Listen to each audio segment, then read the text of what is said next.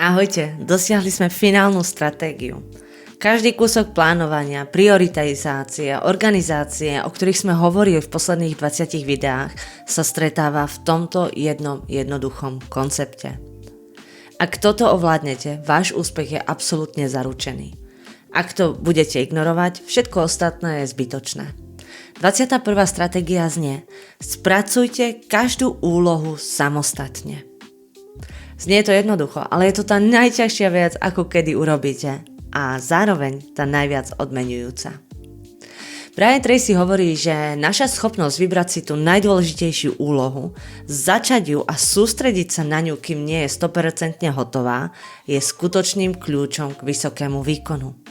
Pretože šokujúca pravda je, že ak úlohu odložíte a neskôr sa k nej vrátite, čas potrebný na jej dokončenie sa zvýši až o 500%. Pravidlo poslednej stratégie je jasné. Keď už začnete, musíte sa disciplinovane sústrediť bez vyrušovania, kým nie je hotovo. Nie je to o tom, že máte na mesiac zmiznúť zo sveta.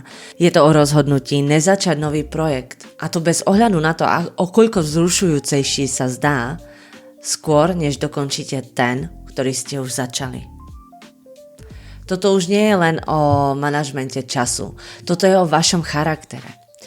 Albert Hubbard definoval sebadisciplínu ako schopnosť prinútiť sa urobiť to, čo by ste mali urobiť, vtedy, keď by ste to mali urobiť, bez ohľadu na to, či sa vám chce alebo nie. Toto sa nazýva ultimátne odhodlanie. A keď konáte s odhodlaním, donútite sa vytrvať. Za každým, keď uzavriete mentálnu slučku, váš mozog vám dá najväčšiu odmenu. Dokončenie úlohy na 100% buduje vašu sebaúctu spôsobom, akým to 10 vecí urobených na poli nikdy nedokáže.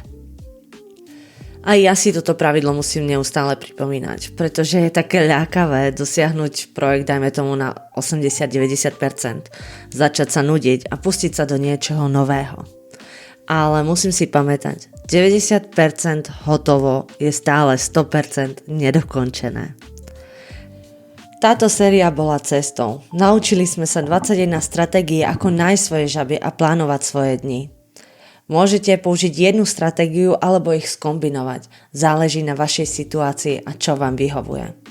Už nie ste sluhom svojej obrazovky ani svojho strachu. Ste pánom svojho času. Teraz prestaňte čakať na dokonalý moment. Choďte von a zjedzte tú žabu. Ďakujem za pozornosť.